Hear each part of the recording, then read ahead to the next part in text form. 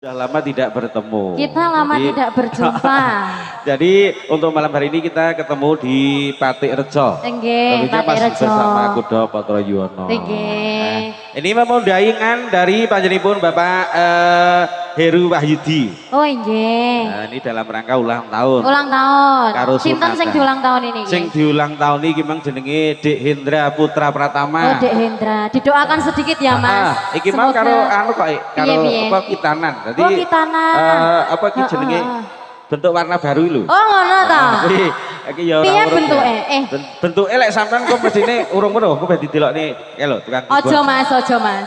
Ojo Mas, heeh. Oke. Heeh, didoakan sedikit ya Mas. Betul Dek Misa. Semoga menjadi anak yang soleh. Amin. Menjadi kebanggaan orang tuanya. Orang tua tentunya. Betul. Kebanggaan nusa bangsa dan agama. Amin. Amin. Dan juga untuk malam hari ini sampean tak aturi jumeneng iki mumpung dulur-dulur ing Patik Rejo. Malam hari ini penontonnya cukup luar biasa. Luar biasa, antusias warga, wah penuh banget. Iki ya raketang sak lagu atau orang lagu. Tolong iki hiburan dulur-dulur sing ana wengi iki. Nggih. Tentunya masih bersama Kudo Potro Yuwono, kita tampilkan Dek Maisa untuk malam hari ini untuk menghibur panjenengan dan juga teman-teman pedagang kaki lima untuk malam hari ini. Semoga saja dagangannya laris, sing nonton tetap sehat. Niki kula dongake kathah rezekine, sing durung entuk jodoh ndang entuk jodoh. Amin. Sing Joko utawa sing Duda iki ya panggah didongake entuk jodoh. Roto Mas pokoknya. Roto. Oke, sampun konfirmasi kali Pak Kirun. Sampun. Oke, kalau sampun semoga ngaturaken salah sawijining tetembangan saking Kudo Potro Yuwono. Monggo Dik Maisa.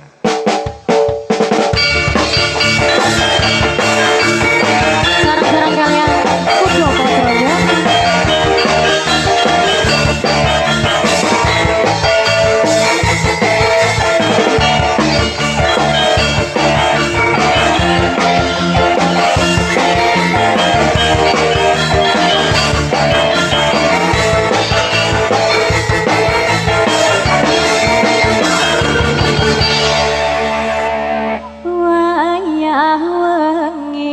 Hutan krimis rak wis wis banyu kang tumetes dadi saksi kang nangis wong sing tak tresnani teka ninggalake aku suwana jroning uripku yen ora ana sliramu sumire angin tansah dekat rasa kang kampung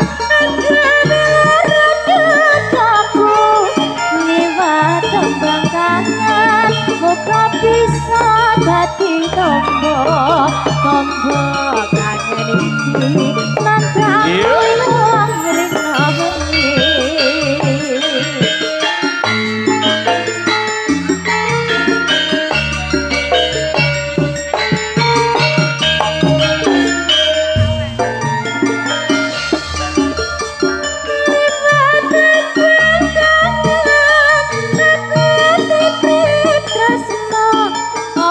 Pancen sliramu wis ora krasa